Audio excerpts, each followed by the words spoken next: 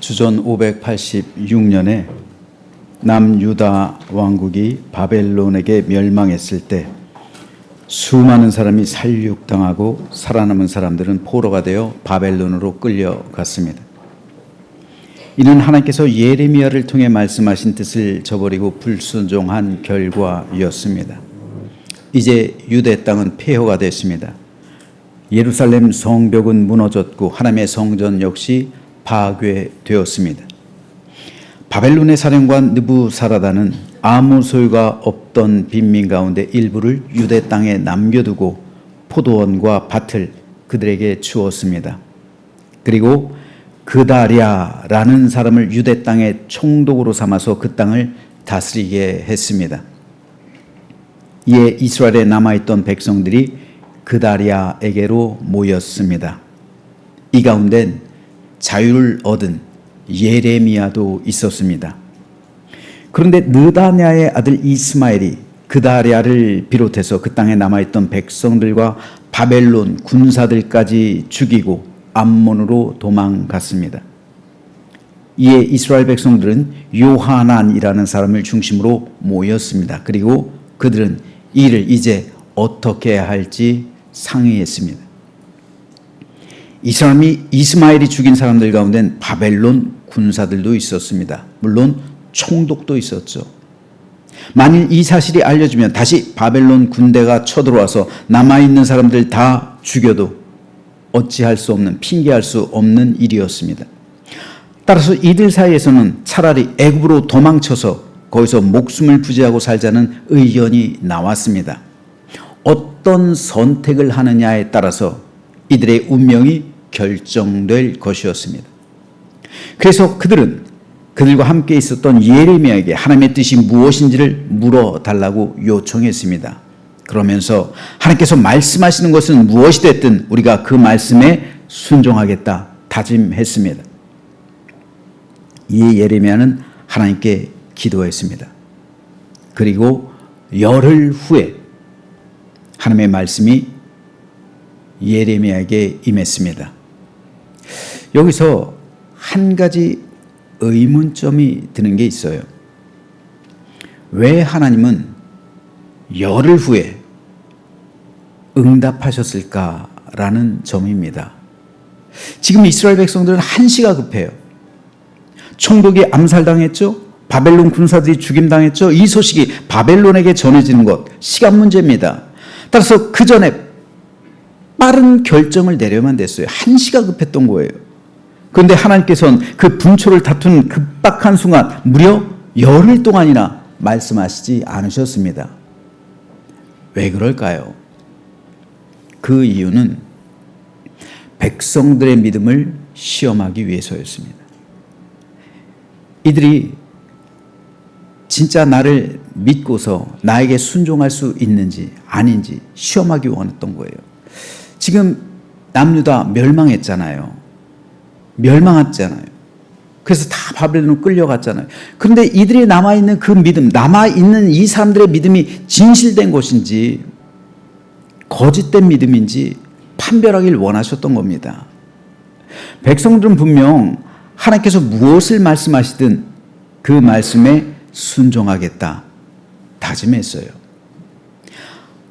그런데 이 믿음이 진짜냐는 거예요. 이 순종하겠다는 믿음이 진짜냐? 거짓된 것이냐? 하나님께서는 열흘을 지체하셨습니다. 자, 그렇다면 열흘의 기간 동안 이들은 어떤 행동을 하며 그 열흘을 보냈을까요? 이 열흘의 시간 동안 이들은 자기들끼리 끊임없이 모여서 회의하는 거예요. 그렇겠죠. 의논하는 거예요. 자기들의 생각과 판단으로 결정하기 시작하는 거예요. 그리고서 어떤 결정을 내리냐면 애굽으로 가자. 하나님의 말씀이 임하기도 전에 애굽으로 가자. 결정한 거예요. 판단한 겁니다. 선택한 거예요. 이것은 하나님의 뜻에 따른 것이 아닙니다. 이들이 만일 진정으로 하나님께 순종하겠습니다 라고 말했더라면 기다려야죠. 하나님 뜻이 임할 때까지 기다려야죠. 하지만 그들은 기다리지 않았습니다. 인간적인 생각과 세상적인 판단으로 그들은 애굽으로 가자고 결단을 내렸어요. 하나님께서 보신 것이 이겁니다. 이것을 시험하신 거예요. 그 기간이 열흘입니다. 하나님은 때때로 시간을 지체하세요. 그러므로 그 사람의 믿음을 시험하십니다. 하나님이 이 기다림의 시간을 통해서 사람을 시험하셔서 그들의 믿음의 본질을 드러내시고 그들의 믿음을 평가하십니다. 대표적으로 사울 왕이 그랬어요. 사울은 블레셋과의 전쟁을 앞두고 기다리라는 사무엘의 말을 듣지 않아요. 하나님을 통해 말씀하시는 사무엘의 그 명령을 듣지 못합니다. 그래서 기다리지 못해요. 그리고 자신이 직접 번제를 드려요.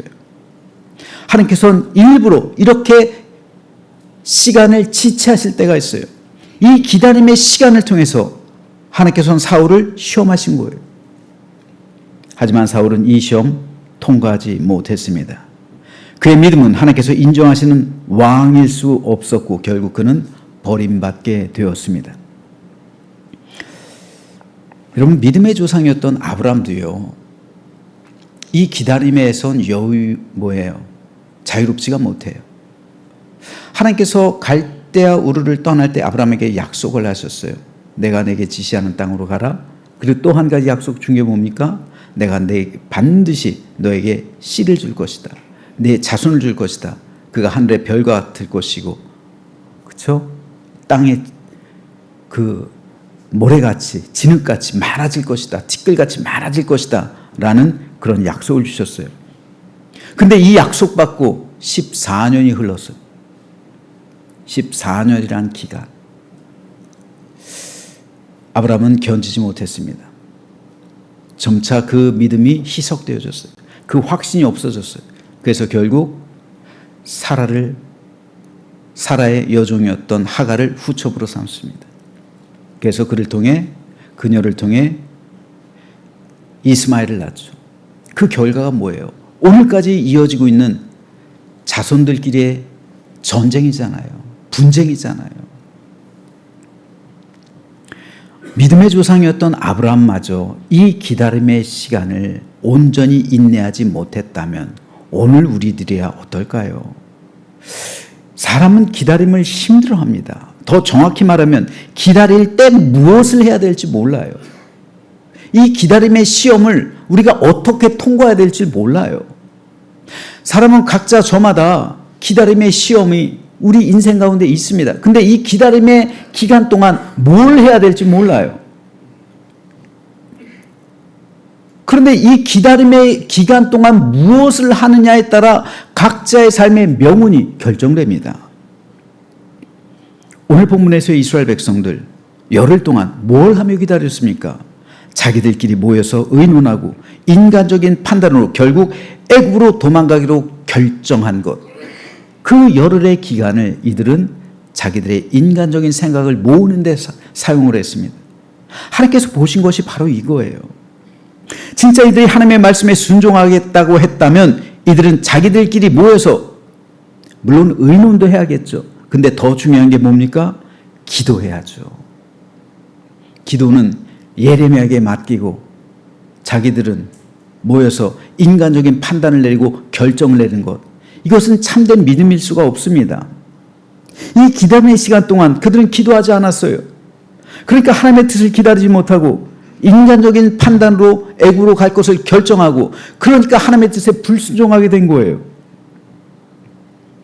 부활하신 예수님께서 승천하시기 전 제자들에게 나타나셔서 하나님께서 약속하신 성령께서 임하시기까지 예루살렘을 떠나지 말고 기다려라 말씀하십니다. 그래서 제자들은 주님의 말씀에 순종해서 성령이 임하시기까지 기다렸어요. 뭐 하면서요? 기도하면서요. 기도하면서 기다렸어요. 열흘 후에 예수님께서 약속하셨던 성령께서 강림하셨어요. 이 열흘과 오늘 본문에서의 열흘 똑같은 열흘이에요. 제자들은 이 열흘을 기도하면서 기다렸고 오늘 본문에서 이스라엘 백성들은 이 열흘을 자기들끼리 모여서 회의하는 데 사용했습니다. 이 차이가 순종의 차이를 만들어낸 거고 믿음의 진실성의 차이를 만들어낸 것이고 하나님의 인도하심의 차이를 만들어낸 겁니다. 이것은 오늘 우리에게도 중요합니다. 우리 삶에도 분명 기다려야 할 때가 있어요. 즉 하나님은 오늘도 여전히 우리를 기다리게 하심으로 시험하신다는 말이에요. 이 기다림의 시간 속에서 우리는 그 시간을 이스라엘 백성들처럼 인간적인 생각과 노력과 수고로 보낼 수도 있어요. 하지만 제자들처럼 기도로 그 시간을 보낼 수도 있습니다. 어떻게 이 시험의 때를 보내느냐에 따라 우리의 명운이 결정되는 거예요. 똑같은 열흘의 기다림이었지만 그 결과는 너무도 달랐습니다. 이스라엘 백성들은 사람의 뜻대로 애굽으로 도망가게 되었고 주님의 제자들은 성령의 인도하심을 받게 되었습니다. 결국 이후에 애굽으로 도망간 사람들은 바벨론에 의해 죽임당했지만 기도했던 사람들은 한나라가 이 땅 가운데 임하게 했고 교회를 세웠던 거예요. 이 차이입니다.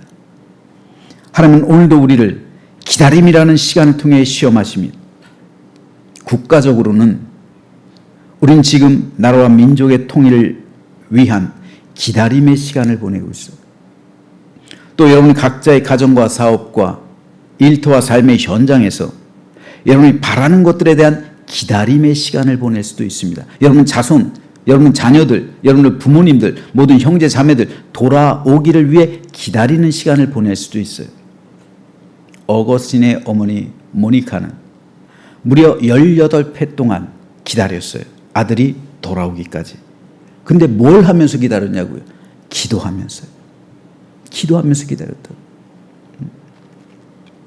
그렇기 때문에 오늘 우리도 이 기다림의 시간 속에서 나라와 민족을 향한 하나님의 시험, 여러분 각자의 가정과 사업과 일터를 향한 하나님의 시험을 어떻게 우리가 받아들여야 하느냐에 따라 이 나라, 이 민족의 명운이 갈라지게 되고 여러분의 가정의 명운이 갈라지게 되는 거예요. 예수님께서는 이미 열 처녀의 비유를 통해 우리에게 그 해답을 말씀하셨습니다. 그 해답이 뭡니까? 열 처녀 비유의 해답이 결론이 뭡니까? 졸지 말고 깨어 있으며 기다려라. 기다리되 졸지 말고 깨어 있으며 기다리라는 거예요. 여기서 졸지 말고 깨어 있으라 라는 말은 곧 기도를 상징합니다. 그 기다림의 기간 동안 우리는 기도하면서 내 모든 인간적인 노력과 수고와 생각과 판단을 내려놓는 법을 배워야 해요. 온전히 하나님께 항복하며 하나님께 모든 것을 맡기고 하나님을 의지하는 법을 배워야 해요. 이 기다림의 시간 동안 기도하면서 우리는 나 자신을 온전히 포기하는 법을 배워야 되는 거예요.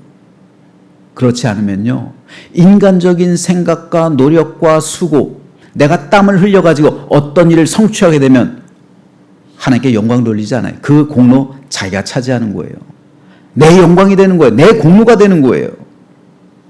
하지만 기다리는 가운데 기도하면서 내 모든 것을 포기하는 법을 배운 사람은 어떤 일을 성취하게 되었을 때 그 공로를 온전히 하나님께 돌리고 모든 존귀와 영광과 감사와 찬양을 하나님께 돌리게 되는 거예요. 저는 우리 교회 리모델링을 통해서 이것을 경험했습니다. 우리가 이제까지 얼마나 많이 기다렸습니까? 기도했어요. 기도하면서 기다렸어요. 그랬더니 어느 날 갑자기 이 아름다운 예배당이 생겼어요. 여러분, 오늘 우리가 이곳에 나와서 예배 드리는데 저는 이 예배당이 갑자기 하늘에서 뚝 떨어진 것 같아요. 안 그래요, 여러분? 갑자기 하늘에서 뚝 떨어진 것 같아요. 왜 그럴까요? 우리가 기도로 준비했잖아요. 이 기다림의 시간 동안 우리가 기도했잖아요. 그러다 보니까 모든 존귀와 영광과 감사와 찬양을 하나님께만 올리는 거예요. 이 예배당이 리모델링 되는데 누구에게 공로가 있습니까? 아니요, 사람에겐 공로가 없어요. 아무것도 없어요. 오직 하나님께서 행하셨어요. 그러니까 하나님께만 영광 돌리는 거예요. 이것을 어디서 배워요? 기도하니까 배우는 거예요. 우리가 매일 저녁에 모여서 나시린에 기도하고 각 가정에서 중보기도 골방기도 하고 새벽 기도 드리고 또 짝꿍 기도하고 가디언의 기도하고 이 기도가 모이고 쌓여서 우리가 하다 보니까 이러한 역사를 우리가 누리고 있는 거예요. 그러므로 이 시험은 나를 하나님께 항복하고 굴복시키는 시험이요 하나님으로 영광과 찬양을 받으시기 위한 연단입니다.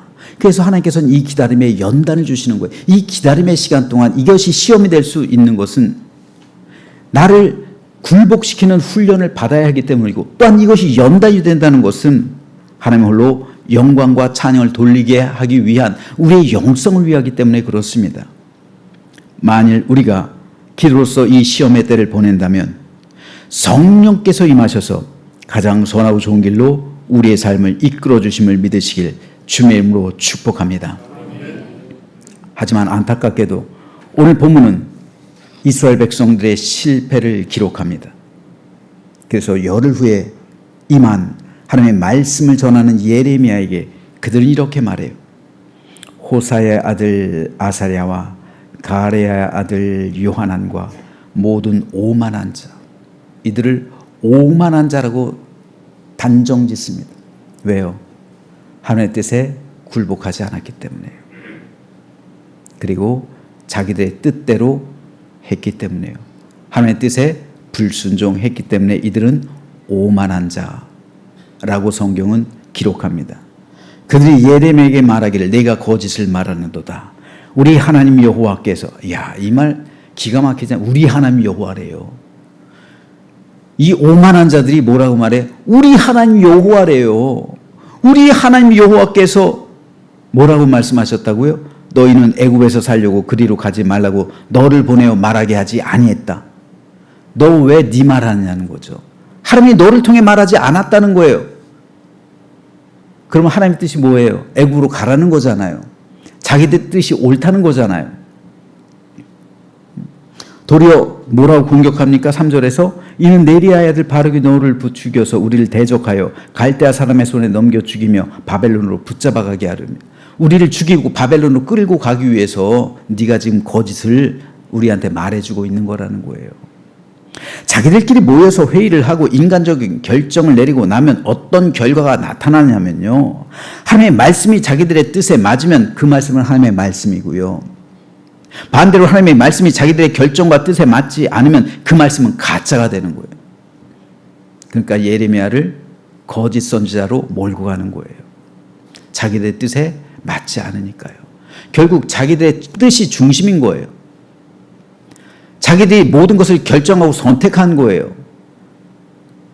하나님께서 자기들의 뜻과 맞게 말씀하시면 하나님의 뜻이 그거니까 정당성을 부여하는 거고, 만약에 그것이 아니라면 거기에 순종하는 게 아니라 어떻게 돼요? 불순종하고 그 사람을 거짓 선지자로 만들어버리는 거예요. 이것은 참된 신앙일 수가 없습니다. 이건 심각한 오류입니다. 하나님의 뜻이 아니라 내 뜻이 중심이 되어 있는 믿음은 하나님을 아는 믿음이 아닙니다. 따라서 거기엔 순종이 있을 수가 없어요. 순종은 내 모든 것을 포기하고 하나님께 항복한 사람만이 가질 수 있는 신앙의 고귀한 열매예요. 내 뜻이 중심이 되면 우리는 절대 순종할 수가 없어요. 결국 이들은 하나님의 말씀에 불순종했습니다. 그래서 그들은 예레미야를 끌고서 애굽으로 가요. 이에 대해 오늘 본문 7절 그리고 이어지는 44장 1절에선 이렇게 기록합니다. 애굽 땅에 들어가 다바네스에 이르렀으니 그들이 여호와의 목소리를 순종하지 아니함이러라. 애굽 땅에 사는 모든 유다 사람 곧 믹돌과 다바네스와 놉과 바드로스 지방에 사는 자에 대하여 말씀이 예레미야에게 임하니라.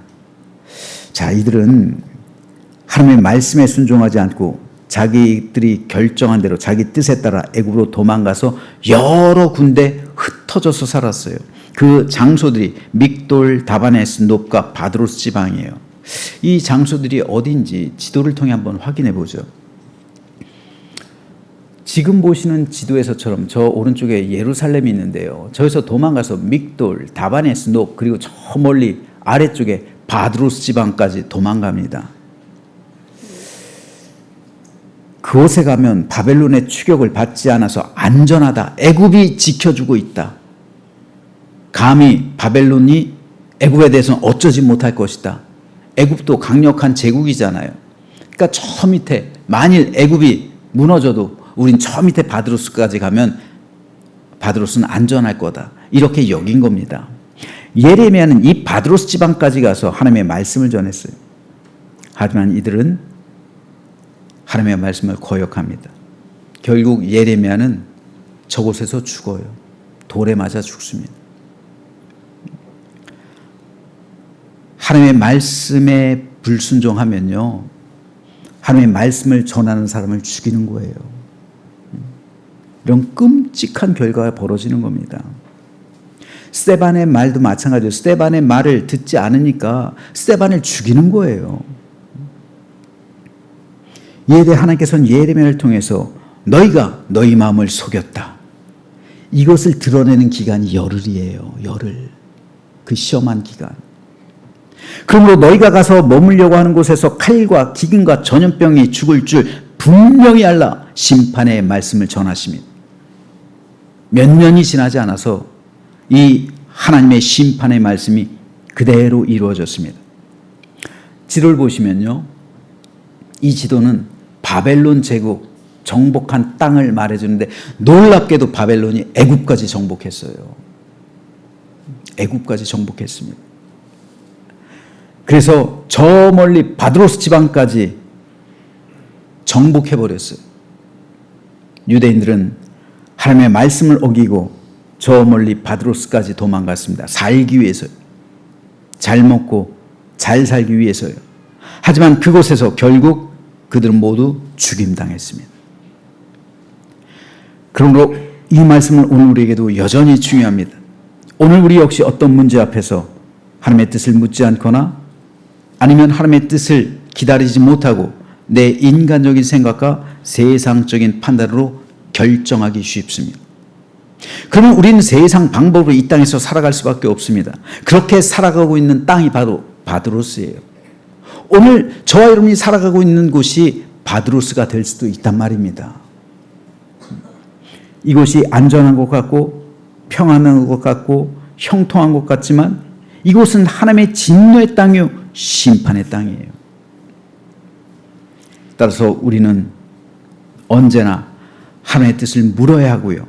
그리고 하나님의 뜻이 임하기까지 기도하며 기다려야 합니다. 이 기다림은 그러므로 시험이에요. 우리를 향한 하나님의 시험은 오늘도 계속되는 겁니다. 구름 기둥이 떠오르지 않았는데 움직이는 것, 죽음을 자초하는 일입니다. 우리가 해야 할 일은 구름 기둥이 떠오르기까지 기도하며 기다려야 하는 거예요. 언젠가 때가 되면 구름 기둥이 떠오를 것이고 그때 하나님께서 가장 선하고 좋은 길로 인도해 주심을 믿으시기를 주님의 이름으로 축복합니다. 그렇다면 지금 이 자리에 나온 성도 가운데 여러 가지 문제, 고민거리를 가지고 나오신 분이 있습니까? 하나님의 뜻을 물으십시오. 그리고 기도하며 기다리십시오. 여러분의 자녀를 위해서, 여러분의 가정을 위해서, 여러분의 사업을 위해서, 여러분의 일터를 위해서, 여러분의 삶의 모든 현장을 위해서 기도하며 기다리십시오. 그러면 언젠가 그 기도가 쌓이고 쌓이면 구름 기둥이 떠오를 때가 있을 겁니다. 그때 가장 선하고 좋은 길로 우리 하나님께서 여러분의 삶과 가정과 사업과 일터를 이끌어 주실 줄로 믿으시길 바랍니다. 그래서 기다림의 시간이 축복을 낳는 인내의 시간이 되고 연단의 시간이 되어서 이 기다림의 시험을 잘 통과한 저와 여러분 모두가 다 아브라함처럼 믿음의 조상이 되고 놀라운 하나님의 의와 사랑과 은혜가 충만한 삶을 살아가는 우리 모두가 되시길 주님의 이름으로 축원합니다. 기도하겠습니다.